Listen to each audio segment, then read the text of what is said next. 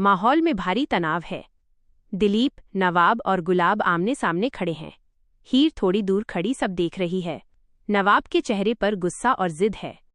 दिलीप सख्त आवाज में, नवाब, बहुत तमाशा हो गया तुम्हारा। अब अपनी ये जिद छोड़ो और सीधे अपने घर वापस जाओ। नवाब अपनी जगह से बिना हिले अंगूठे से हीर की तरफ इशारा करते हुए, मैं यहां से एक कदम भी आगे नहीं बढ़ाऊंगा डैड। जब तक माँ इस हीर से अपने किए की दोबारा माफी नहीं मांग लेती, नवाब इस घर की चौखट पार नहीं करेगा। गुलाब की आंखें गुस्से से लाल हो जाती हैं। उसे अपनी बेइज्जती महसूस हो रही है।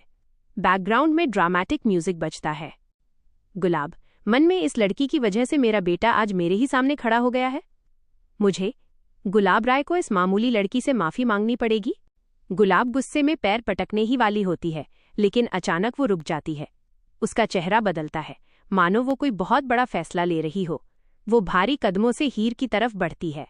गुलाब आंखों में आंसू लाकर, झूठे ही सही, ठीक है नवाब, अगर तुम्हारी खुशी इसी में है तो मैं हीर से माफी मांगती हूँ। हीर, मुझे माफ कर दो, मुझसे बहुत बड़ी गलती हो गई। हीर हैरान रह जाती है। नवाब को लगता है कि उसकी जीत हो गई, लेकिन सस्पेंस अभी बाकी है। कंपनी के बोर्ड मेंबर्स बैठे हैं।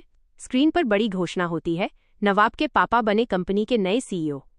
दिलीप मुस्कुरा रहे हैं। नवाब वहां खड़ा है, वो आज का बिजनेस कॉन्टेस्ट हार चुका है। गुलाब भी वहां मौजूद है। बोर्ड मेंबर, तो इस साल की परफॉर्मेंस और राय खानदान के फैसले के मुताबिक दिलीप राय जी को हमारी कंपनी का नया सीईओ नियुक्त किया जाता है। सब तालियां बजाते हैं। नवाब का सिर झुक जाता है। वो हार गया है। गुलाब आगे बढ़ती है। सब सोचते हैं वो नवाब को दिलासा देगी, लेकिन ट्विस्ट यहां आता है। गुलाब दिलीप को गले लगाते हुए, कॉन्ग्रेचुलेशंस दिलीप, मुझे पता था कि इस कंपनी को आपसे बेहतर कोई नहीं संभाल सकता। नवाब चौंक कर, मां, आप डैड का साथ दे रही हैं? आपने तो मुझसे वादा किया था कि आप मेरी साइड रहेंगी। गुलाब ठंडे लहजे में, नवाब, तुम मेरे बेटे हो, पर बिजनेस भावनाओं से नहीं, दिमाग से चलता है। आज मैंने एक मां को नहीं, बल्कि अपने पति को चुना है, क्योंकि वो इस कुर्सी के असली हकदार हैं। तुम अभी इस काबिल नहीं हुए हो। नवाब का दिल टूट जाता है। उसे अपनी मां से इस धोखे की उम्मीद नहीं थी। तभी कॉन्फ्रेंस रूम का दरवाजा जोर से खुलता है। हीर हाथ में एक फाइल और एक पेन ड्राइव लेकर एंट्री करती है। बैकग्राउंड में सस्पेंस म्यूजिक तेज हो जाता है। हीर ऊंची आवाज में, रुकिए, ये जश्न अभी अधूरा है। नवाब हारा नहीं है, बल्कि उसे हराया गया है। दिलीप गुस्से में, हीर, ये तुम क्या बकवास कर रही हो? बोर्ड मीटिंग में तुम्हारी हिम्मत कैसे हुई आने की? हीर बिना डरे, हिम्मत सच के साथ आती है सर। नवाब के सारे बिजनेस आइडियाज, उनकी सारी फाइल्स किसने लीक की? किसने नवाब के प्रोजेक्ट को जानबूझकर फेल किया? मेरे पास इसका पूरा सबूत है। पेन ड्राइव स्क्रीन से कनेक्ट करती है। स्क्रीन पर एक वीडियो प्ले होता है, जिसमें गुलाब राय को नवाब के विरोधी गुट के साथ डील करते और फाइल सौंपते हुए देखा जा सकता है। पूरा कमरा सन्न रह जाता है। नवाब के पैरों तले जमीन खिसक जाती है। नवाब कांपती आवाज में, मां, ये आप हैं?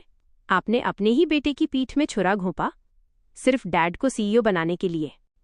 हीर गुलाब की तरफ देखते हुए, गुलाब जी ने कल मुझसे माफी सिर्फ इसलिए मांगी थी ताकि नवाब का भरोसा जीत सकें, और आज उसे इतना बड़ा धोखा दे सकें।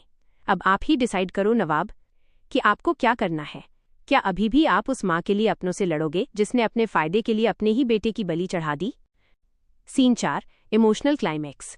नवाब की आंखों से आंसू बहने लगते हैं। वो गुलाब के पास जाता है। नवाब, क्यों मां, क्यों किया ऐसा? मैं तो आपको अपनी ताकत समझता था, लेकिन आज आपने साबित कर दिया कि आपके लिए रिश्तों से बढ़कर ये पैसा और पावर है। गुलाब निरुत्तर खड़ी है। दिलीप भी हैरान है। नवाब हीर की तरफ देखता है। उसकी आंखों में हीर के लिए सम्मान और अपनी मां के लिए दर्द है।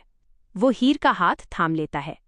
नवाब, हीर से मुझे माफ कर देना हीर, मैं सच नहीं देख पाया। गुलाब की तरफ मुड़कर, आज से आपका बेटा नवाब राय आपके लिए मर गया। नवाब हीर को लेकर बाहर जाने लगता है। गुलाब पीछे से चिल्लाती रह जाती है, नवाब, रुक जाओ नवाब। पर नवाब पीछे मुड़कर नहीं देखता। गुलाब घुटनों के बल बैठ जाती है। जूलियट जट दी। दोस्तों, अगर आपको ये आने वाला ट्विस्ट और हमारा एपिसोड पसंद आया हो तो हमारे चैनल को लाइक और सब्सक्राइब करना ना भूलें।